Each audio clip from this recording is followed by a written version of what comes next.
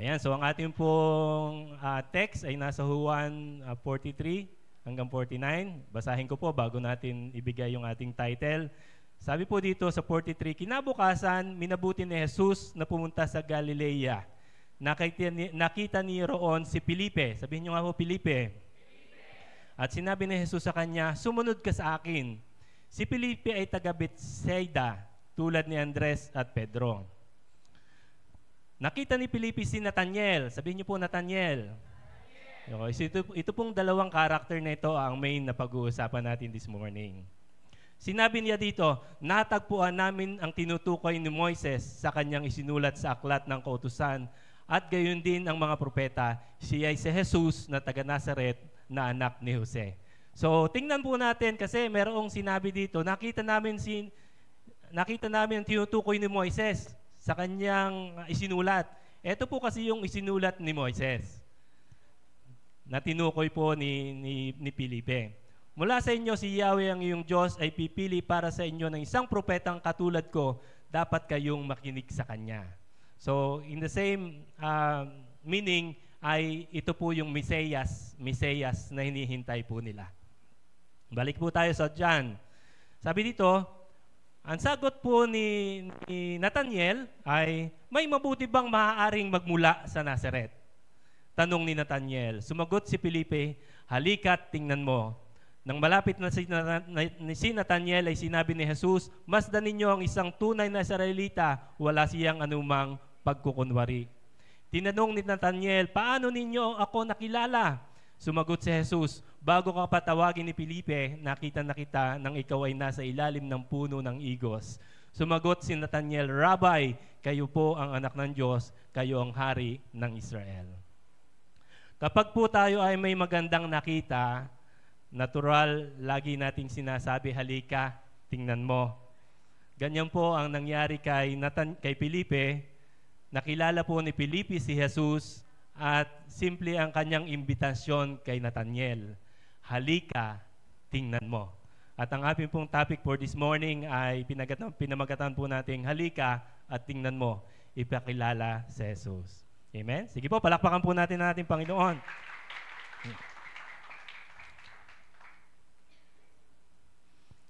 Ang salitang Mesiyas po ay nangangahulugang pinahiran o itinakdang hari. Ito po yung hinihintay nila. Si Jesus po ang Mesiyas na hinihintay po nila.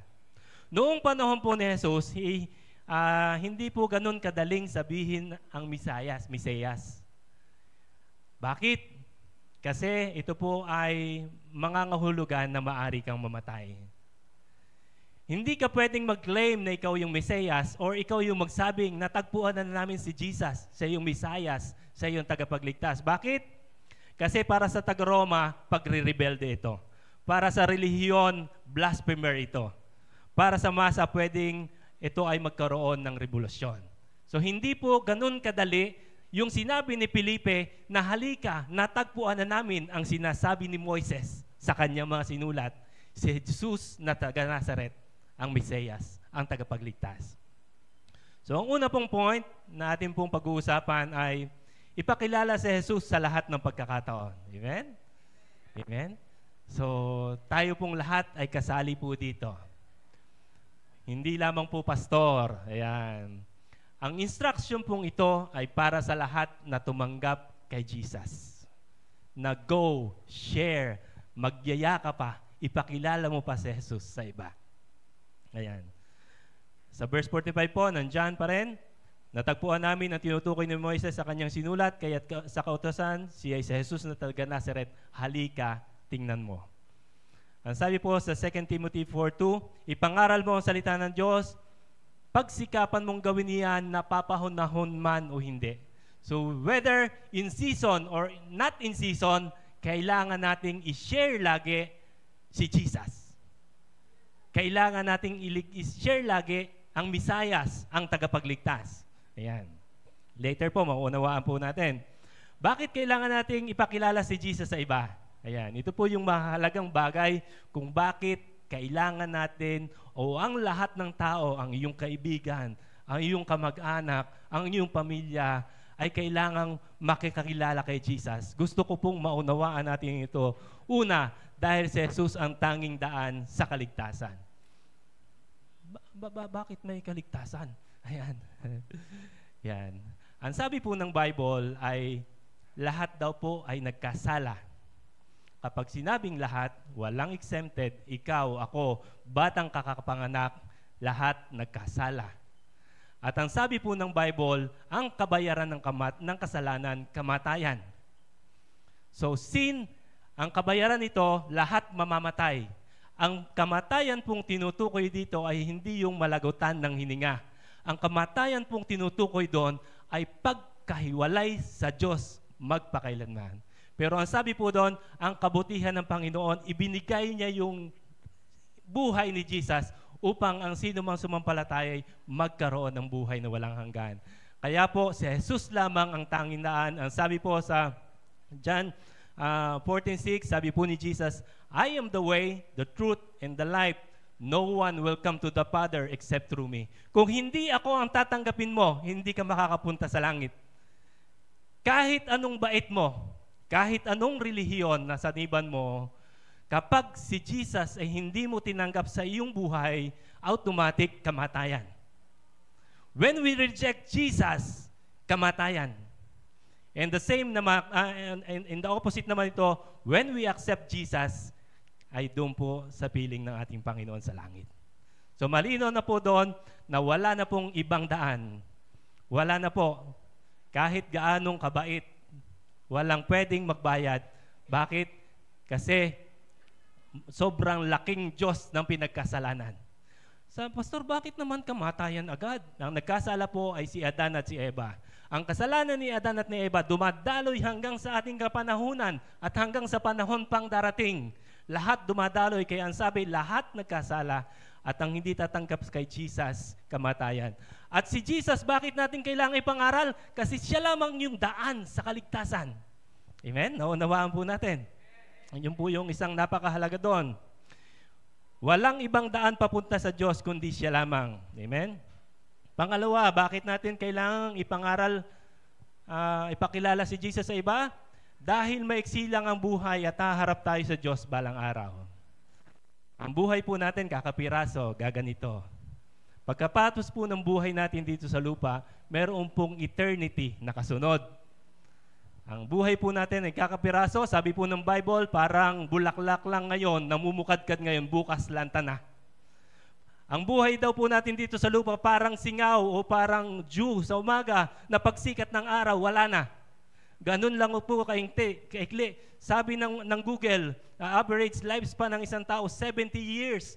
Na pagkatapos noon, kung may extra man, ay bonus na yun ng Lord. Pero talagang may 6 o'clock na lulubog.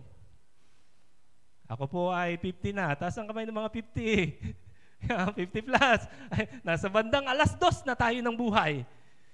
Lulubog yan sa 6:00. Lahat, walang exempted. Pero kailangan nating may pangaral ito kasi haharap tayong lahat sa Panginoon. Meron pong 19 years old na inaatake sa puso, kumakain lang. Napakaikli, hindi mo alam yung bukas. Tayo'y magkakasama ngayon, baka bukas hindi tayo yung magkakasama kasi maaaring yung iba sa atin kinuha na ng Lord mamaya. Hindi po natin alam kasi maikli lamang yung buhay. Amen? So kailangan po nating ipakilala si Jesus sa iba.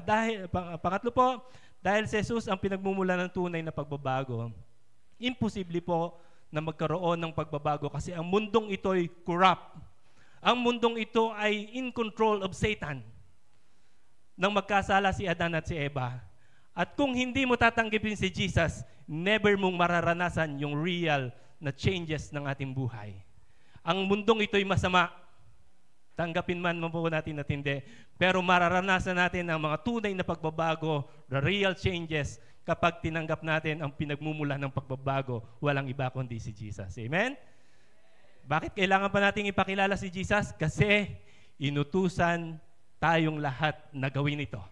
Ang sabi po sa Matthew 28, Go and make disciple of all nations. Yung pong ating mga singers po dito, lahat po yan ay pagsiserve sa Lord. Yung ating mga bands, yung ating mga cameraman, yung mga usherettes po doon. Lahat po yan ay bahagi ng pagsiserve natin sa Panginoon, pero hindi po yan lang yung pinapagawa sa atin. Lahat po tayong lahat, hindi lang mga pastors, kailangan gawin natin kung ano yung sinabi ni Felipe. May natagpuan na namin si Jesus na taga Nazareth. Nathaniel, halika, halika. So kailangan po nating gawin kung ano yung ginawa ni Felipe. We need to share Jesus. Amen? Tulad ni Felipe, lagi tayong may opportunity i-share si Jesus sa iba. Si Felipe po ay isang ordinaryong tao lamang pero ginamit po ng Diyos. At tayo po kahit mga ordinaryong tao lang, taas po ang kamay ng mga extraordinary, mga espesyal. Tayo pong mga ordinaryong tao lang, gagamitin po tayo ng Panginoon. Amen? Kahit nasaan ka, sa school, sa trabaho, laging may pagkakataong mag-share tayo ng salvation, ng kaligtasan, ng kabutihan ni Jesus. Hindi kailangang perfect. Ang kailangan lang po ay willing. Again, yan po yung mahalagang bagay at yung number one na nasa una, yun yung pinakamahalaga. Pupunta ka nga sa langit, paano naman yung anak mo? Paano naman yung nanay mo? Paano naman yung kapatid mo? Paano naman yung kapitbahay mo? Ayan. Kami po ay kami po ay taga Mindoro. Mindoro po ang aming probinsya sa Mindoro. Sino po ang alam ang Mindoro? Batangas, tapos sasakay ng barko, Mindoro po, Mindoro yon. Doon po ang mga tao, mga nakabahag lang. Nung pumunta na kami dito, saka lang kami nagpantalon. Hindi po. Talagang hanggang ngayon po ay meron pong mga mangyan po doon, mga nasa bundok. At baka naman talagang doon din tayo lahat nagmula. Ayan. Pero yun po, yung realidad po. Hanggang ngayon po, may mga mangyan doon, nakabahag lang na ganyan. Ayan. Ayan, sa bundok po sila, nagtatanim ng kamote. Ayan. Kapag umuwi po kami sa Mindoro, ay kadalasan po ay pag may mga okasyon at dumadalaw kami. Kasi ang aking pong nanay at sa aking kapatid po ay nasa Mindoro. May bahay po kami doon. Meron po kaming hasyendang wala. Meron po kaming kapirasong bukid doon. So nagbubukid po doon. Puro palay. Yan. Kapag umuwi po kami doon ay secondary lang yung pagdalaw. Ang primary ay makapag-share ako ng gospel, maipakilala ko si Jesus. Sa aking mga tiyahin, sa aking mga tiyuhin, sa inay, sa kapatid ko, kailangang bago ako umuwi, hindi pwedeng hindi i-share si Jesus. Bakit? Maikli lang yung buhay. Kapag hindi tinanggap si Jesus, kamatayan. Amen? Ayan. Ako po ay 1 month ago ay nagpunta ng Shanghai sa China. Ang trabaho ko po ay marami po kaming mga factory sa China. At halos for the longest time, ng trabaho ko ay may mga kaibigan na po kami doon na mga factory. At kami, kapag pumupunta po kami doon, siyempre, madalas nakaka-meeting namin sila, kumakain. At ako po ay nitong last na visit namin sa Shanghai, China, meron po kaming presentation. Babae po ito, dalawang babae. May kasama po akong isang babae, tapos babae po yung taga-China. Nag-meet po kami sa Shanghai. At ako po ay in-impress ng Lord na mag-share ng salvation, na i-share si Jesus. Hindi po madali kasi Chinese.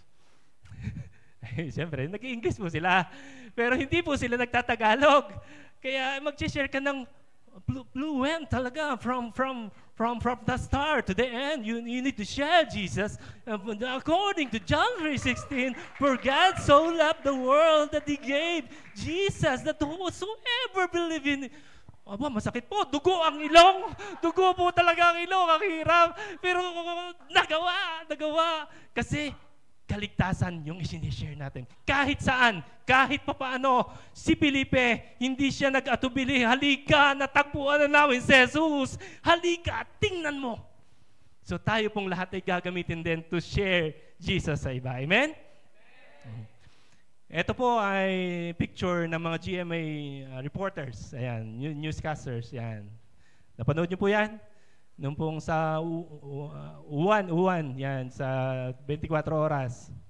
Ito po yung mga news, ang reporters ng GMA7 during typhoon. Ayan. Sila po ay talagang pumupunta doon kung saan may bagyo. Kung nasaan yung bagyo, andun sila, nasa Naga, nasa Quezon, Tansa, Cavite, Batangas, Maynila, nasa Pampanga. Pinupuntahan nila talaga kung nasaan yung bagyo. Kasi kailangan nilang magbalita patungkol doon sa bagyo. Ang hirap na magbalita yata nang hindi mo nakikita, ano? Uy, sumabog yung ganito, natumba yung bahay.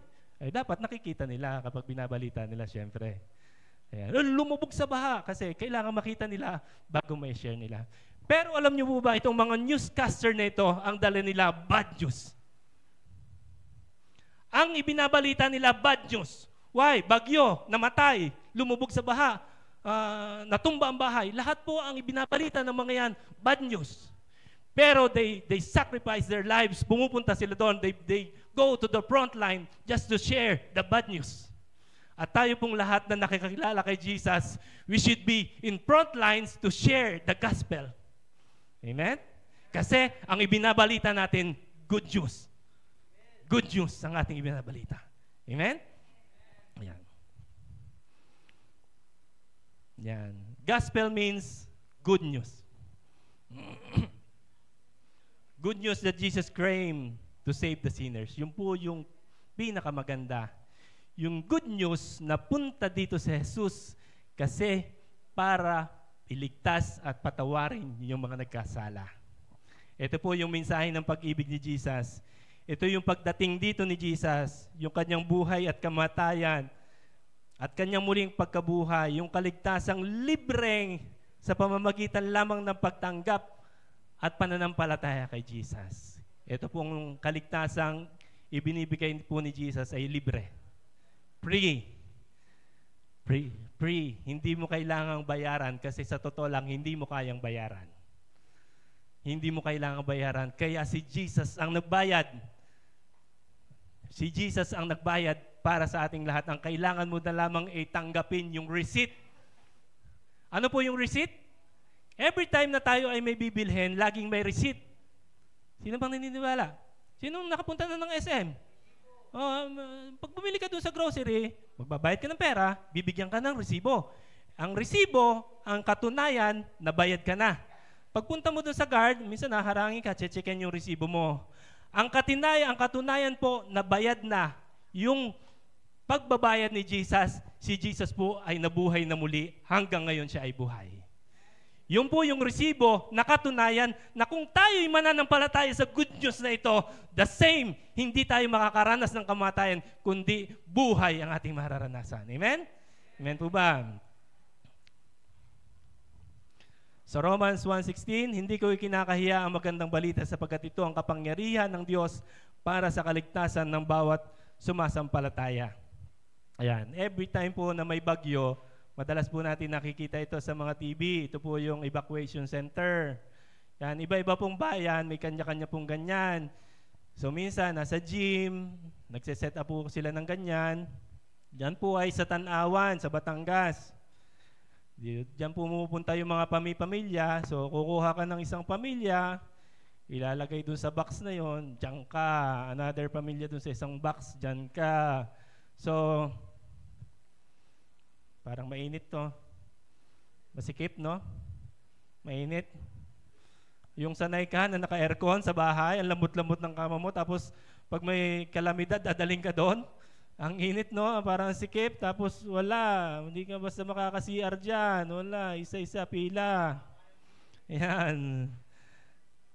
Mainit po dyan at masikip. Pero kapag hindi po natin senior ang gospel, walang kaligtasan.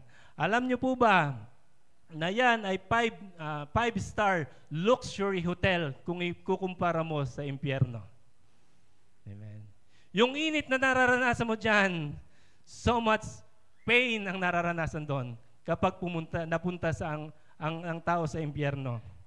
Ang description po ng impyerno po ay ganito. Sabi dito, ang impyerno ay lugar na walang hanggang pagkahiwalay at mitinding paghihirap, apoy, kadiliman, pagdurusang walang hanggan. Ang death ay pagkahiwalay sa Diyos forever, walang dulo. Kung ang tao ay naando na ng 1 trillion years, day 1 pa lang yon. Kung ang tao ay nandun na ng pinakamatagal na 1 billion, kung ano man yung number na rilyon na yan, day 1 pa lang yun at never siyang makakatikim a single drop of water just to mawala yung pagkauhaw mo kasi sobrang init po doon. Sinusunog, walang katapusan, walang hanggang pagdurusa, walang hanggang pagkahiwalay sa Diyos. So bakit ko po ito sinasabi? Dito tayo iniligtas ng Diyos. Dito tayo iniligtas ng Panginoon. Amen? Pangalawa, ipakilala natin si Jesus ng may pag-ibig. Ayan. Ayan. May pag-ibig po dapat. Ayan. Taas ang kamay ng marunong umibig dyan. Ayan. Pag-ibig sa pamilya, pag-ibig sa kapwa, pag-ibig sa katrabaho, lahat po tayo ay nagbibigay ng pag-ibig. Lahat po tayo ay magtatanim. Tama po ba? Lahat po tayo ay nagtatanim, ha? Maniwala po kayo. Nagtatanim ka ng kabutihan, pag-ibig, lahat po yan. Pag tinanim mo, may babalik sa iyo. Pag wala kang itinanim, walang babalik kasi ang sabi ng Bible, God cannot be mocked. What you sow, you reap. Ayan. So every time na magpapakilala tayo, ipapakilala natin si Jesus, dapat may kasamang pag-ibig. Ang imbitasyon po ni Felipe kay Nathaniel ay, kahit si Filipo po ay kasi nag-doubt si Nathaniel. Sabi niya, mayroon bang maaaring magandang mangyari sa Nazaret? Pero hindi po nag-respond or nakipagtalo si Felipe. Ang sabi lang niya, halika, tingnan mo. Napakaluman, halika. Attend tayo sa JA1 Mandaluyong. Si Jesus ang pinag-uusapan doon. Halika, susunduin namin kayo. Halika, si Jesus lang. Amen? Ang pag-share po kay Jesus ay hindi debate. Ito po ay pag-ibig. Amen? So, ito po yung ginagawa natin dito. In JA1 Mandaluyong po, or on lahat ng JA1, ang term po namin ay life group. So, ang nangyayari po, nagsasama-sama po yung mga youth na magaganda, mga girls, nagsasama yung mga pogi na mga youth, na mga boys. Kaming mga tatay, may sarili kaming mga samahan. Yung mga nanay, may sarili. Kasi hindi po talaga pwedeng mag-mix yan. Hindi makaka-relate sa kanilang usapan na go, yo. Ay, hindi na kami, kami iba na kami. Kaping barako ng hawak namin, tasa ng kape, hot. Kayo puro cold. Pag nagpunta ka daw po sa Starbucks at ang in-order mo hot na, yun daw po yung palatandaan. O pagka mainit na daw, yun na yung palatandaan na. Kami na yun. Di ba, Rev? Kami na yun, mga tatay na kami. Pero pag kasi ang anak ko, binilhan ko kahapon ng Starbucks, talagang cold agad. Iba kasi yung generasyon nila sa amin. So dito po sa Mandaluyong, meron po kaming life group na tinatawag. Ano po yung life group? Nagsasama-sama yung imperfect people to make perfect. Amen. Lahat naman po tayo ay imperfect, pero nagsasama-sama at nagpapalakasan at pilit na lumalapit sa ating Panginoon, nag-share ng love. Amen? Amen. Palakpakan po natin yung mga life group leaders. Yan po, sina Reb, sina Brother Mel, ang ating mga pastors ng youth, yung lahat po nang nag-i-invite sa inyo. Ayan. Sa 1 Corinthians 16:14, at ang lahat ay ginagawa ninyo, gawin ninyo na may pagmamahal. Hindi sapat na ipakilala lamang si Jesus, mahalaga kung paano siya ipinapakilala. Ayan. Sabi po sa John 13:34-35, isang bagong utos ang binibigay ko sa inyo ngayon, magmahalan kayo kung paano ko kayo minahal, gayon din naman magmahalan kayo. Kung kayo ay may pagmamahal sa isa't isa, makikilala ng lahat na kayo'y mga alagad ko. So yung pala, kapag pala ikaw ay nagmamahal, kahit dun sa hindi kamahal-mahal, yung love, iba talaga ang Lord eh. Sa totoo lang po, ang sabi ng dito sa mundo, sabi ng mundo, pag inaway ka, awayin mo. Yun ang sabi ng iba si Jesus, ang turo niya. Pag binato ka ng bato, batuhin mo ng tinapay. Wow. Iba si Lord, iba Lord. Yun ang itinuturo ng Panginoon na yun din dapat yung ating ginagawa. Iba si Lord, sabi dito, sabi ng mundo, pag nagbigay ka, mawawalan ka, mauubusan ka. Sabi ng Biblia, kapag nagbigay ka, magkakameron ka. Iba talaga ang Panginoon. Amen? Amen? Yan, ilang mga pictures. Ayan, mga latest pictures ito. Ayan, ito po yung aming picture sa Ross. Siyempre, andun ako. Ayan. Kasama-sama po kami dyan. May mga Ross Boulevard boys, girls.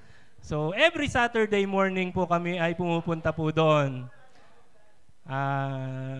RB po, ibig sabihin ng RB ay Ross Boulevard. Life group with, may dala kaming coffee and pandesal. Ayan. Pero yung coffee and pandesal, secondary lang yon. We go there just to share the love of Jesus. Period. Si Rev Jun po, tingnan niyo po si Rev Jun. Rev Jun, taas po ang kamay. Silipin niyo naman mga taga Ross Boulevard. Si Rev Jun yan, si Rev Jun. Every Saturday morning, 3 o'clock in the morning, gumigising yan. Nagpapakulo ng tubig. Naghahanda ng mga upuan, naghahanda ng kape. Lahat ng kailangang dalhin sa Ross Boulevard, inihahanda ng 3 o'clock in the morning. Ako po ay 5 o'clock. Kasi po ako doon na sa amin nanggagaling, diretso na. Sina Brother Mel. Ayan. Yan. Ganun din. Alas 3 din. Alas 4 gumigising. Para pumunta doon, dalhin, isakay, lahat, hakutin pamunta doon yung mga Team Rojas Boulevard. Kami po, yung mga Team Rojas Boulevard. Bakit? Just to share the love of Jesus. Period. We don't go there to, pag pumupunta kami doon, imperfect people, lahat naman nanaw doon, pero never namin pinag-usap, ay, ang sama mo, hindi, no, we just share the love of Jesus. Kung paano si Jesus nagliligtas. Ito po, ilang pictures. Siyempre, hindi mawala yung sa Santol namin. Ito po yung aming mga samahan doon sa Santol naman. Ito po yung last naming live group sa Santol. So, kapag pumupunta po kami doon, may dalang kaunting tinapay, soft drinks, kwentuhan, sharing, kung ano may problema. So, again, encouragement lang at pagmamahal ni Jesus ang aming dala-dala sa pagpunta doon. Amen? So ito po yung love na kailangan mong ibahagi si Jesus with love. Ito yung life group. Hindi ka pwedeng magsalita lang ng magsalita na wala kayong kinakain. Totoo lang po, hindi pwedeng wala. Kaya po yung mga leaders po dito, kung maiintindihan niyo po, sariling bulsa, kadalasan, bumupunta doon, nag-share. Every time. May contribution kami, Ross Boulevard, every day, tigil 100, bumili ng upuan. Bakit? Ay, nakita, hindi pwedeng nakaupo sa sahig. Kailangan nakaupo sa upuan. So lahat po yan ay ginagawa kasi may pagmamahal. Bakit? For the one intention, just to share Jesus with love. Amen? Amen. Eto pa, Anli. Free, grab car. Sangka. Alam niyo po ba yung si faithfulness na yan, ito po'y para sa kapurihan ng Panginoon. Nag-contribute po kaming lahat po ng mga leaders and workers dito, even other churches, just to buy yung ating pong sasakyan dyan sa labas na ang pangalan po ay Faithfulness, yung malaking van na ang capacity po ay 19 persons ang pwedeng sumakay. 27, 37, over capacity, baka lumubog. Pag sa Mindoro, hindi po pwede yon kasi pag sa barko, talagang, ayan. Pero, every Sunday sinusundo. Every Sunday inihatid. Yung mga youth, hindi po kulungan yan na, jeep po yan. Baka kasi makatalon, may mga basta lang tumatalon, pinto po ng jeep yon. So, hindi kaya siya sa van, ay sa jeep. Sa jeep. Ito pong sa amin naman, itong sa baba, yung mga santol. So, bakit ginagawa ang lahat ng ito? Because of love of Jesus na nag-uumapaw sa buhay nating lahat na wala kang choice to share Jesus, you need to share the love. At hindi lamang po yan, may libreng gamot. Noong isang araw, si Kuya Noel, medyo masama ang pakiramdam. Sabi ni Reb, sige, pag nagpa-check up, ipadala mo sa akin yung reseta at bibilhan ko ng gamot. Ganun po, as gamot. Ano pa? Ano po yung pwede nating ibigay? Just to share, just to To do the life group, kailangan po natin gawin. Amen? Kasi yun po yung ginawa ni Jesus. Yun po yung ginawa ni Jesus. Jesus did not win the people through arguments, but through compassion. He touched the unclean. He touched the sinner. He ate with sinners. He wept with grieving. He forgave the guilty. And He restored the burden. Kung paano ipinakita ni Jesus ang Ama, ganun din ang ipapakita natin sa iba. Amen? Amen? At balik po tayo doon sa ban. Yeah. Nag-contribution po kami diyan. Hindi po simpleng 20 pesos. We divided the total amount. Magkano po revenue yung amount ng ban? 1.4. 1.6 million yung presyo ng ban. And all the leaders here, even our other JE1 churches ay nakakilala po natin ay nag-contribute po diyan. At i-divide po 'yon ng per slot. So halimbawa ako, Rev June, akin na isang slot.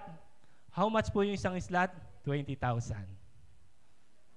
Na out your own pocket, you need to give at gamitin yung sasakyan para sumundo ng mga kaluluwa. Amen? Nag-contribution po kami nung una. Sabi ni Rev June, kulang pa, kailangan pa natin mag-contribute. Napatas ang aking kamay. Rev, 5 po ang akin. Sabi ni Cecil, 5. 100,000 po yun. Ikaw na head of the family, may 3 anak kang nag-aaral, 5 kayong kumakain. Hindi po ganun kadaling bitawan yung 100,000. Amen? Pero bakit mo ginawa yun? Kasi you see the need. You need to share the love of Jesus. At ngayon po, haya-haya mga naka-aircon, sinusunduhin natin ang ating pong ang bana na dyan hanggang ngayon. Lahat po tayo ay may ginagawa to share Jesus, to influence other. At kailangan, hindi po sapat na isinishare natin si Jesus. Kailangan kung paano mo isinishare, mahalaga yun. Bakit nag-i-stay? Sina Ross Boulevard sa kapurihan po ng Panginoon. Marami daw pong pumupunta sa kanilang lugar na nag-share ng salita ng Diyos. Pero iba daw po ang taga-JA1 Mandaluyong. Amen? Woo! Bakit? Kasi we share the love and we see the need na kailangan gawin ito kasi ito yung pinapagawa ni Jesus. Amen? Ayan.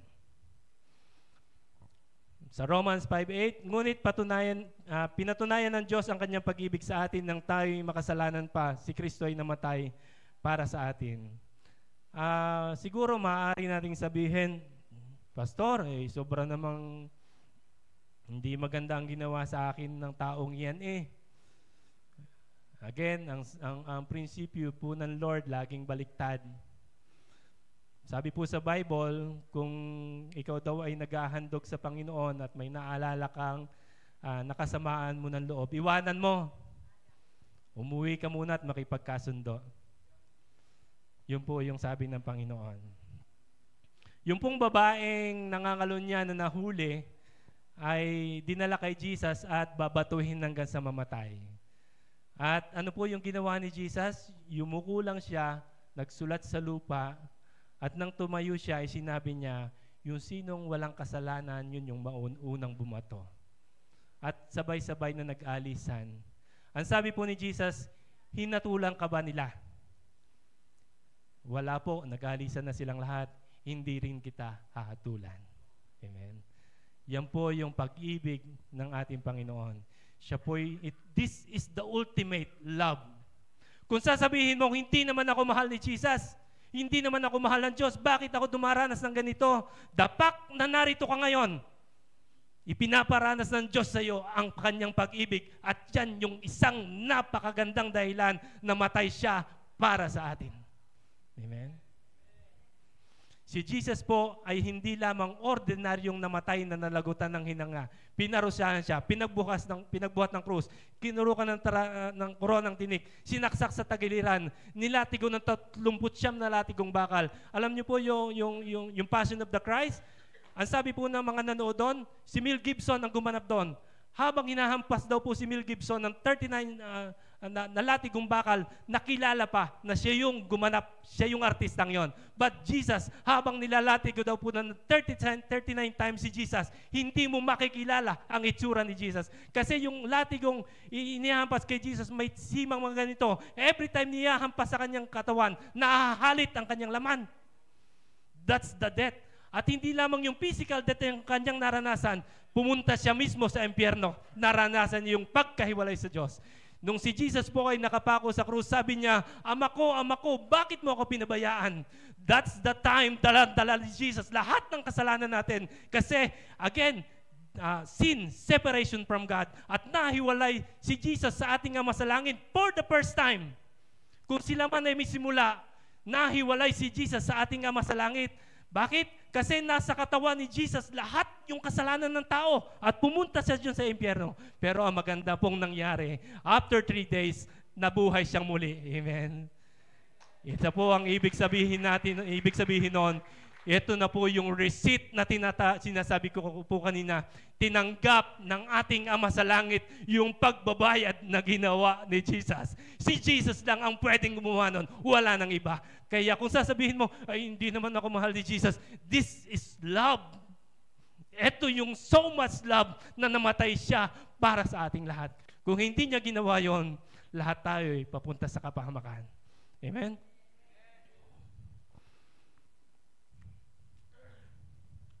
Buti na lang. Sabihin niyo po, buti na lang. Si Jesus po kasi, bago siya hulihin nung mga huhuli sa kanya para siya ay dakipin at ipako sa krus, habang lumalapit yung huhuli sa kanya, yung kanyang mga disciple may hawak na itak at tinaga agad yung soldier na huhuli sa kanya. At instantly, pinagaling ni Jesus yung tainga na naputol. At on that essence, ay gustong ipagtanggol nung disciple ni Jesus, si Jesus, laban doon sa huhuli sa kanya. Pero pinigilan siya ni Jesus at ang sabi ni Jesus, hindi mo ba alam na kung gagawin ko at kung hihilingin ko, kaya akong padalhan ng aking Ama sa Langit ng 12 legions of angels ngayon. Pero sabihin nyo nga po, buti na lang. Buti na lang hindi niya ginawa. Why? All the angels of the Lord, they are ready. That time. Anytime na hihingi ni Jesus, alam niyo po, 185,000 ang kayang patayin ng isang angels of the Lord. At yung 12 legions of angels, kayang patayin lahat ng population ng mundo ngayon. That's the power of God. That's the power of angels. Kung hihilingin ni Jesus that time, pero hindi niya ginawa. Hindi niya ginawa. Up to the end, ginawa niya, Lord, patawarin mo siya. Nakapako na sa krus, pero ang sinisigaw pa rin niya, patawarin mo sila kasi hindi nila alam yung kanilang ginagawa. That's the love of Jesus. Oh, amen. Sige po, palakpakan po natin ang Panginoon. Kung minahal tayo ng ating Panginoon ng walang kondisyon, magmamahal din po tayo sa iba. You cannot give what you do not have. Yun po yung totoo. Kung ako po ay may 100 pesos dito, pesos. Kung ako po ay may 100 pesos dito, akin po ito. Kaya ko itong ibigay kasi tinanggap ko ito at akin. Favorite kita eh. Bibigay ito sa... Yeah. Bakit kaya kong magbigay? Kasi meron ako. Kung nakaranas ka ng pag-ibig ng Panginoon, hindi mo ako makukonte niyan, isi-share mo yan sa iba. Hindi ka pwedeng mag-share nang wala ka. Don't expect na yung mga naglalakad diyang hindi nakakakilala sa Panginoon, mag-share siya ng love ni Jesus. Do not expect. Kasi ang sabi na yung Bible, lahat lamang ng tumanggap sa Panginoong Hesus, siya lamang yung iniligtas ng Panginoon. Siya lamang, hindi lahat. So kung titingin po tayo sa labas, lahat po ay nilikha. All are creations of God. Pero hindi po sila anak ng Diyos lahat. Ang sabi ng Bible, yun lamang tumanggap kay Jesus. Ngayon, yung so much love na tinanggap natin, bakit kaya nating mag-share ng love sa iba? Kasi tinanggap natin yung sobrang pagmamahal na ito. Yung so much love na yan ay kaya mong i-share na kahit out of your own pocket, kaya mong sumundo, kaya mong mag-contribute, kaya mong maglibre, kaya mong sabihin, halika, kain muna tayo. Kaya mong gawin yon kasi meron ka. So tayo pong lahat ay tumanggap sa ating Panginoong Hesus at meron kang pagmamahal na tulad nito. And you can do the same na ginawa ni Felipe. Halika, Nathaniel, tingnan mo. Halika, tingnan mo. Kahit si Nathaniel ay may doubt, meron bang magandang mangyayari sa Nazareth? Wala. Halika, tingnan mo. Halika sa JA1 Mandaluyong. Halika. Ayan, okay? Sabi po ni Timothy Keller, the gospel is not a good advice. It is a new life in Christ. Kapag naranasan natin ang gospel o na-experience natin yung gospel, ang ibig sabihin po again ng gospel ay good news. Ang ibig sabihin ng good news, magandang balita. Ang ibig sabihin ng magandang balita, pagliligtas ni Jesus. Kapag naranasan daw po natin ang gospel, magkakaroon tayo ng bagong buhay. Amen? Third, pangatlo, last na po. Yan, meron po ba kayo nakukuha? Ayan, kasi tapusin na natin kung wala. Pangatlo, last na po ito. Ipakilala si Jesus sa iyong life testimonies. Sabihin niyo nga po, testimonies. The strongest message is your changed life. Ang pinakamagandang mensahe na pwede mong sabihin ay ang buhay mo. Amen? Nathaniel believed not because of the argument, but because he encountered Jesus. Naniwala si Nathaniel, hindi dahil nakipagtalo o ipinilit ni Felipe. Naniwala si Nathaniel kasi na-encounter niya si Jesus. Ayan. Ang buhay mo ay halika, tingnan mo. Halika at tingnan mo. Ito po yung buhay natin. Maniwala po kayo, ito pong buhay natin ito, nag-share yan ng gospel. Nag-share yan ng gospel. Your testimony is your biggest invitation. Again, your testimony is your biggest invitation. So mamuhay daw po tayo sa tanong. Ito, mamuhay daw po tayo sa tanong. Kasi may mga tanong minsan sa opisina, mamuhay daw po tayo sa tanong na ito. Bakit si Brother Mel? Bakit si Mel iba? Bakit si Hana iba? Bakit hindi siya ganito? Bakit kakaiba siya? Bakit ang bait niya? Bakit mapagbigay siya? Bakit mapagmahal siya? Doon daw po tayo mabuhay sa mga tanong na ito. Amen? At this time po ay meron po tayong guest. Ayan, okay lang po ba?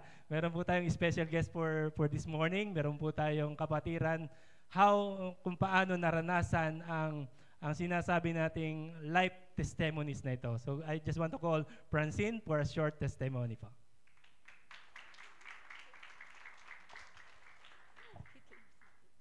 Ayun. Hello po, magandang umaga po. Asan yung katanod ko? Ayun. Kung napapansin niyo po yung damit ko is parang tanod. Kasi gusto ko po i-share sa inyo yung dati kong buhay.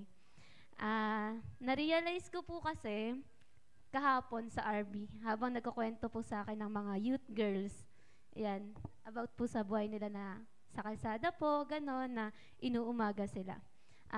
Ay nga po, ako po si Francine, 19 years old. Ang buhay ko po dati ay, wait lang po, may picture po dyan eh, special po. Ayan, ang buhay ko po dati ay palainom. Yan, buhay ko po yan dati, palainom, at hindi po ako umuwi sa bahay minsan kasi bantay nga po ako ng kalsada. Lagi lang po ako nasa kalsada. Gusto ko pong kasama yung tropa ko. Ayan. Ewan ko kung nanonood sila sa live. Ayan, kasama ko yung mga tropa ko. Ayan po yung gusto kong buhay. Ayaw na ayaw ko pong kasama yung family ko. Kaya po, yung iba pong leader, yung iba pong leader is alam na po yung testimony ko. So, kaya na pinagpipray ko to kay Lord eh. Nabigyan ako ng lakas ng loob kasi kinakabahan ako. Pero ayun, Ako po ay nung kakasama ko po sa tropa ko, nakakilala po ako ng boyfriend na ang pamilya po nila ay may negosyong scammer. Ang scammer po is panloloko sa ibang tao. At pinasok ko po yun ng 15 years old ako. Kasi doon po ay masarap ang buhay kasi maraming pera. Nakakatulong sa pamilya at hinayaan po ako ng nanay at tatay, ng nanay ko kasi nandun po ako sa nanay ko, na doon na tumira sa boyfriend ko. So parang nag-live-in na po kami. At hindi lang po yun kasi tumagal po is nakaramdam po ako ng pambubugbog ng boyfriend ko. Ayan. So, nakaranas po ako ng pambubugbog ng boyfriend ko. Pag naalala ko po talaga siya is naiiyak ako kasi naging depression po siya sa akin, naging anxiety po siya sa akin, lahat po. Pero po, isang araw po is binigyan ako ng pinakamalaking problema ng Panginoon. Ayun po ang mag-50-50 yung ate ko sa panganganak po. Tas galit po ako sa Panginoon, wala po akong Panginoon dati kasi broken family po kami at ang sinisisi ko ay si Lord lang po. Kasi laging sinasabi sa akin ng magulang ko na si Lord ang magsusolve ng problem ng tao. Kaya ang lagi kong tatak sa isip ko ng bata, si Lord din ang mag-aayos ng pamilya ko, na broken family ako. Kaya nung 16 years old po ako, nabuntis po si ate noon, tas nanganak siya, is nag-50-50 po yung baby pati siya. Doon ko po first time na tawagin si Lord at nag-effort po ako pumunta ng simbahan ng Katoliko para lumuhod at i-question siya na kapag pinagaling niya yung ate ko, doon ako maniniwala sa kanya. Doon lang ako maniniwala sa kanya. Pero hindi po ako magpupuri sa kanya, maniniwala lang ako sa kanya. Wala pa pong 30 minutes na nakakauwi ako ng bahay. Praise God po. Pag uwi ko po ng bahay, nakangiti yung nanay ko na tumawag po yung ate ko, yung asawa ng ate ko, na okay na po yung ate ko tsaka yung baby ko. Kaya sobrang nung time na po yun, napaluhod po ako na thank you Lord po talaga. Nasabi ko, first time ko pong sabihin yun na thank you Lord. Sobrang first time po nun. Tapos hindi pa po natapos nun. May problema din po kasi dahil nga po nagtrabaho ko po is scammer. Nagtago po kami sa Cavite. Hindi ko po ito na-share nung unang testimony ko. Nagtago po kami sa Cavite at pinagpatuloy po namin yung pagiging scammer. At pagbalik po ulit namin ng Novaliches, kasi medyo lumamig na po, pagbalik po namin ng Novaliches, binugbog po ulit ako ng boyfriend ko that time. Na talagang may bukol ako sa ulo, panay ako pa sa, kina-question na ako ng family ko. Hanggang sa parang Saturday yon ng September 11, Saturday, galing po akong inuman. At pagdating po ng Sunday ng 6 a.m., nakita ko po yung pinsan ko na Christian na naliligo na po. Sumama po ako na parang bigla lang po ako nagising na sasama ako sa kanya. Na wait mo ako, maliligo ako, sasama ako sa'yo. Doon po binago ni Lord, doon po pinaramdam ni Lord sa akin yung pagmamahal. Sa church po talaga. Doon niya po pinaramdam sa akin yung pagmamahal. Na kahit bitawan ko yung boyfriend ko, yung mga kaibigan ko, papalitan niya ng youth na makakaintindi sa'yo na parang patuloy kang mamahalin din. Kaya sobrang thankful po ako sa mga youth na nakilala ko, sa mga leader ko that time. Kasi may nasasabihan ako na dati po ang best friend ko ay Jean Bilog. Pero ang best friend ko po ngayon ay mga leader ko na ngayon. So, kaya thankful po ako kay God na talagang binago niya yung buhay ko. Tapos hindi pa po doon nagtatapos. Sobrang hirap po ako patawarin yung ex ko na yon. Sobrang hirap po ako patawagin kasi dala-dala ko po yung anxiety at depression. Pero sinabihan po ako ng pastor namin na, sige kahit wag ka na magpa-check up, i-surrender mo lang kay Lord yung nararamdaman mo. Mawawala yung anxiety at depression mo. Unang-una pong pinagawa sa akin ng pastor namin ay patawarin po yung nagkasala sa akin. Kasi nung time na yun po, sobra po yung love sa akin ni God, nag-uumapaw po yung pagmamahal sa akin ni Lord. Kaya nung talagang pinag-pray ko po na nag-uumapaw ang love sa akin ni Lord, i-share ko po yun sa nagkasala sa akin. I-share ko po yun sa ex ko na binugbog ako. Na talagang kahit magkanda pilay-pilay ako, mabulag ako kasi pumutok yung mata ko dito, nagkaroon ng dugo nun. I-share ko po yung love. Pinatawad ko po siya, pinuntahan ko po siya sa kanila. talagang sinabi ko po sa kanya na pinapatawad na kita. Kahit alam po ng pamilya niya na sobrang hirap daw po magpatawad sa ganun. Kaya sobrang nagpapasalamat ako kay Lord na binago niya yung buhay ko. Sobrang nagpapasalamat din po kasi nakikita rin po ng pamilya ko sa akin yon na dati, ang word po na naririnig ko ay wala po akong kwenta. Pero ang word na po na naririnig ko sa kanila minsan, anong oras ka mag-church? Anong oras na? Late ka na naman sa church nyo. Ayun na po yung naririnig ko sa kanila. Kapag Sunday, wala po ako sa church, sila pa po mismo nagsasabi sa akin na, hindi ka mag-church? Anong meron? Bakit wala ka sa church? Kaya sobrang biyaya po talaga kay Lord na binago niya po talaga ako. From manginginom, to nagsiserve na po kay Lord. Kaya praise God po talaga. Amen. Palakpak pa po para sa Panginoon. Thank you, Lord. Hallelujah. From Jean Bilog. Anointed youth leader na po siya ngayon. Ginagamit ng Panginoon. Nag-aaral na. Ibig sabihin talagang walang hopeless situation. Bakit? May Diyos. There's no hopeless situation kasi may Diyos.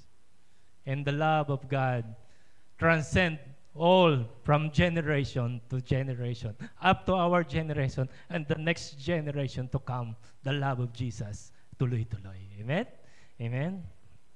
Palakpak po para sa Panginoon. Maaari po nating sabihin na, Pastor, ay hindi naman ako yung sobrang bait. Wala naman akong testimony na tulad ni Francine. Gusto ko pong sabihin sa umaga pong ito na the greatest testimony we can ever share is knowing Jesus and accepting Him as our Lord and Savior. That's our greatest testimony. Ang makilala si Jesus, ang maging Diyos siya at Panginoon, is our greatest testimony. Why? Because tayong lahat tagalangit. Amen? Si Charlie Kirk, kung napanood niyo po months ago, si Charlie Kirk po ay isang preacher sa US. At habang ang ginagawa po nila ay pumupunta sila sa mga schools to share Jesus. At while habang siya ay nagtuturo, meron pong sniper na binaril siya sa leeg at instantly, kahit dinala na sa ospital, ay namatay. Si Charlie Kirk. At alam niyo po ba, yung kanyang asawa, after the funeral, nagluksa po ang buong US, if you can see in the YouTube. Even si Donald Trump, even si yung may-ari ng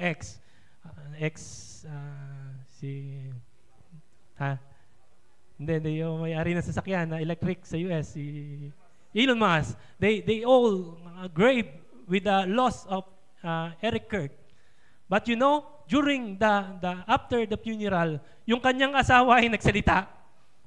Pinapatawad ko na ang nagpumatay sa aking asawa kasi ito ang sinasabi ni Jesus. Amen? Our testimony, makapangyarihan yan.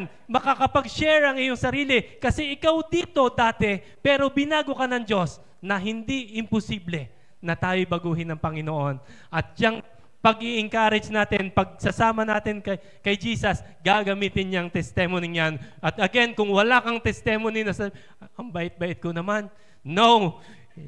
Knowing Jesus at makilala siya as Lord and Savior, this is the greatest testimony we can ever have. Amen. Hindi naman ako naging mag-iinom eh. Hindi nga ako maging nagsusugal. Ang bait ko nga eh. School, church lang ako. School, church, bahay. Yan lang ginagawa ko. Wala naman akong gaanong testimony. Laro lang ng laro kami doon sa Mindoro. Bulan, takbuhan, talon sa ilog. Wala naman kaming akong testimony katulad ni Francine. Pero nung makilala ko si Jesus, nung ako ay second year high school, up to now, this is my greatest testimony. Amen? Palakpakan po natin ang Panginoon. Ito po, encounter na ito ay si Jesus nagpagaling ng inaalihan ng masamang espiritu. At yung lalaki na kanyang pinagaling, gustong sumama nung lalaki kay Jesus. Ito po yung sa Mark. Sabi niya, nang pasakay na si Jesus sa bangka, nakiusap yung dating sinasapian ng demonyo na isama siya. Ngunit hindi pumayag si Jesus. Sa halip ay sinabi niya sa lalaki, umuwi ka na, sabihin mo sa iyong mga kamag-anak ang lahat ng ginawa sa iyo ng Panginoon. So we need to share our testimony to encourage other people. Amen? Bakit kailangan nating i-share ang ating mga testimony? Kasi ito'y nagbibigay ng kaluwalhatian sa Panginoon. Babalik lagi ang glory sa Diyos. Walang ibang pwedeng tumanggap ng glory. Walang iba kundi si Jesus. Amen? Nakaka-encourage po yung testimony kapag may narinig ka. Kapag narinig natin si Francine na nagsasalita ng ganito at nararanasan natin the same way, pwede pala. Pwede palang gumanda pa yung buhay kahit pariwara na ako. Kahit ako pala sa kalsada nakaretira, pwede palang gumanda ang buhay kasi si Jesus pala ang kailangan kong tanggapin. Amen? Sa Ecuador po, malapit na po tayo matapos, ilang mga slide na. Sa Ecuador po, noong 1956, si Jim Elliot, isa po siyang American missionary, ay nagpunta po sa Ecuador. Kasama yung 4 other missionaries, 5 po sila na pumunta sa Ecuador just to share Jesus. Alam niyo po yung nangyari sa kanila? Pinatay sila sa pamamagitan ng sibat while preaching the word. Habang nagsishare sila sa isang tribe, nagsishare sila Jim Elliot, habang silang nagsishare ng gospel, habang nilang sinishare si Jesus sa isang tribe na yon, silang lahat ay pinatay sa pamamagitan ng isang sibat. And you know what ang nangyari? Habang sinusubukan ang ipakilala si Jesus sa Huarani tribe, silang lahat ay pinatay. Pero dahil sa kanilang kamatayan, naligtas ang buong tribo, tumanggap lahat kay Kristo. Gagamitin yung testimony mo. Ang ating pong mga apostol, mga nauna, mga apostol ni Jesus, hindi po ordinaryo ang kanilang pinagdaanan, hindi ordinaryo yung kanilang mga testimony. Si Peter, ipinako ng patiwarik sa Roma. Si Andrew, ipinako ng letter X sa letter X na krus. And take note ha, patuloy na nagsishare si Andrew habang siya'y nakapako. Grabe, no? Si James, pinugutan ng ulo while preaching the word. Si Philip, binaril ng sibat habang nangangaral. Nakaka-inspired po ito. Alam niyo po, noong the first 300 years after ni Jesus, libo-libong Kristiyano ang nagsabi, kung silang ay namatay para kay Jesus, totoo siyang nabuhay. At lumago po ang church, mabilis. Kahit bawal po nung una. Kahit may persecution. Amen? Ayan, so conclusion na po tayo. Habang ang mundong ito'y naghahanap ng pag-asa, tayo ay tinawag upang ipakilala si Jesus. Tayo pong lahat. Tinawag po tayong lahat upang ipakilala si Jesus. At minsan sapat na ang isang simpleng paanyaya, halika, tingnan mo. Amen. Before po tayo kumanta at mag-pray, meron po akong isang kwento. Meron pong mag-ama sa US na nakasakay sa isang sasakyan at nag-i-snow yung kalsada. At while driving, yung pong kanyang anak ay nasa backseat sa likod. While driving, dumalas po yung sasakyan nila at nahulog sa lake na nagyayelo. At ang ginawa po ng tatay ay dumating yung mga rescuer. Ang ginawa ng tatay, binasag niya ng sariling kamay niya yung windshield, yung bintana ng sasakyan. At pilit niyang inilabas yung kanyang anak sa papunta sa mga rescuer. Hanggang sa unti-unti nang lumubog yung sasakyan kasama ang tatay na ito. At nung funeral service, nung naginanap after na, ay nagsalita yung bata at ang sinabi niya, "The life I live is the life of my Father who gave it to me." Ang buhay ko ngayon ay buhay na inialay ng aking Ama para sa akin. It's the same na ginawa ni Jesus. The life that we have now is the death of Jesus in the cross. Amen?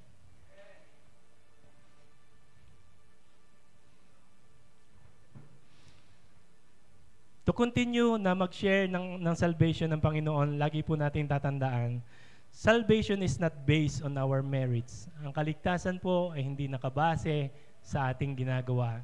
Ito pong lahat ay dahil si Jesus ay namatay sa krus. Ngayon, ang deception po ng kaaway ay lagi niyang sasabihin na, ako, hindi ka naman karapat-dapat eh. No, we receive Jesus at binayaran niya tayo 100%. Another deception ng kaaway, sasabihin niya, hindi mo naman kayang mag-share. Hindi mo naman kaya yung ginawa ni Daniel. Hindi mo naman kayang mag-invite. That's the deception of the enemy. Tayong lahat ay gagamitin ng Panginoon. Sa iyong kapatid, sa iyong pamilya, sa iyong katrabaho, sa iyong kaklase, tayong lahat ay gagamitin ng Panginoon. At meron po tayong hint. Meron po tayong inside hint. Gusto ko pong namnamin ninyo ito before we pray. Meron po tayong hint. Ang sabi po sa 2 Corinthians 2:9, hindi pa nakikita ng mata. Hindi pa naririnig ng tenga. Hindi pa na sumasagi sa limitadong isipan ng tao ang inihanda ng Diyos sa sino mang umiibig sa Kanya. Ano po yung ibig sabihin ng lang nun? Merong inihanda ang Diyos na maganda. Merong reward sa bawat isang umiibig na nag-share, na nagsasabi, halika Nathaniel, halika, tingnan mo, ipakilala si Jesus, halika si Jesus iso. Ito po yung inside hint na dun pagdating mo sa langit, sasabihin ng Lord sa iyo, good and faithful servant, come, enter to the joy of your master. Punong-puno ka ng crown, bibigyan ka ng crown, bibigyan ka, pagdating mo dun sa langit, ang yaman mo, kasi lahat ng ginawa mo dito, pag-iipon niya ng kayamanan dun sa langit para sa kaharian. Meron po mga bagay na pandito lang. Before we pray, tayo po tayong lahat. Yung pong ating trabaho, yung ating pamilya, yung ating sasakyan, yung ating bahay, mahalaga po yan lahat dito. Yung ating asawa, mahalaga yan, ating mga anak. Pero yung mga bagay na ito po ay ang karamihan, pandito lang sa lupa. So this morning, ay hihilingin natin ang ibuhos ng Lord, yung love, at maranasan natin at maisip, gagawin natin ito para sa kaharian. Gagawin ko ito, ipapakilala ko si Jesus para sa Diyos, para sa every time na may re-receive sa Kanya. Alam niyo po bang, thousands, libo-libong anghel sa langit ang nagdiriwang. Woo! Awit tayo sa Panginoon this morning.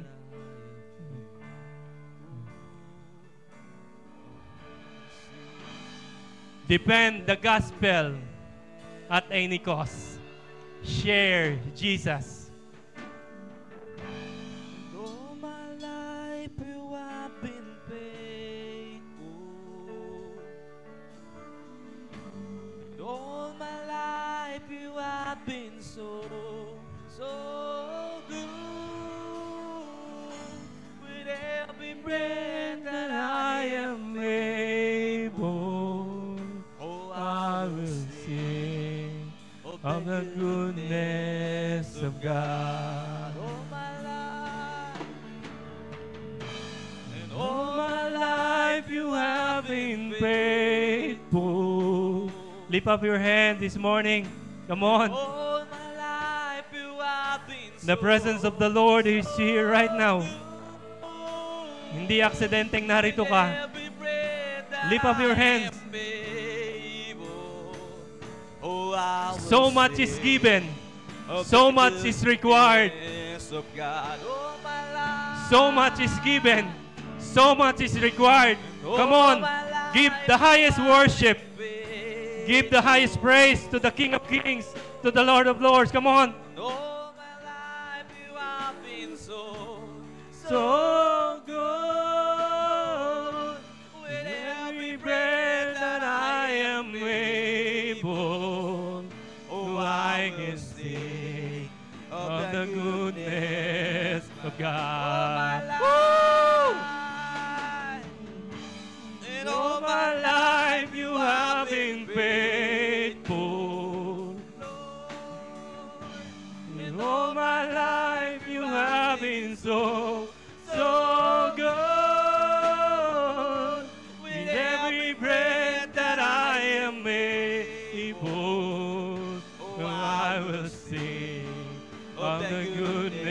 Minsan pa. Come on. Shout it to God. All my life you have been faithful. Lift up your hands. And all My life you have been so, so good. With every breath that I am able, I will sing of the goodness of God. Minsan pa, come on. Give the highest praise.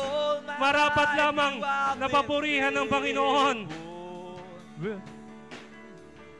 Kulang yung ating awit just to say thank you, Lord. You are so, so good. You are so, so good. Thank you, God. Woo! Oh, I will Sing of the goodness. For the last time, come on. all my life. My life you have been faithful. All my life you have been so, so good. With every breath that I am able, I will sing of the goodness of God. Oh, I will sing of the goodness of God. Oh, I will sing of the goodness of God. Pwede po bang palakpakan natin ang Panginoon this morning? Come on. Pumapalakpak tayo to the King of Kings, to the Lord of Lords. And pwede po bang tayo mag-pray? Magpe-pray po tayo ng pagtanggap sa ating Panginoon. Okay lang po itong paulit-ulit. Wala pong problema doon. Tayo po ay magpe-pray. Ililid ko po sa iyo sa isang prayer. At tangkinin niyo po na ito ay inyong panalangin. Sabihin po natin, Panginoong Hesus, Panginoong Hesus, maraming salamat po. maraming salamat po. Kayo ay namatay sa krus Kayo ay namatay para sa akin. para sa akin. Patawarin niyo po ako sa lahat ng aking kasalanan. Tawarin mo po ako sa lahat ng aking Tinatanggap kita, kasalanan. Jesus, Tinatanggap kita, bilang Jesus, aking Panginoon bilang aking Panginoon at sariling tagapagligtas. at sariling tagapagligtas. Isulat niyo po ang aking pangalan Sulat niyo po ang aking pangalan sa aklat ng buhay sa langit. sa aklat ng buhay In Jesus' sa langit. name, In the name of Jesus. Amen. Ako na lang po magpe-pray. Panginoon, salamat po sa umagang ito. Salamat po, O God, dahil kaming lahat ay handa na magsabing, halika, tingnan mo. We will share the love of Jesus in season and out of season. Gamitin niyo po ang aming mga testimonies. Gamitin niyo po at ilagay sa amin yung love. We can share the love because kaming lahat ay pinuno mo ng iyong pag-ibig.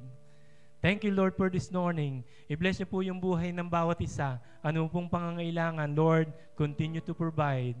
And even all the families that we represent, Lord, bless each and every one of our families, each and every one of us. Salamat po, Panginoon. Lord, we thank you.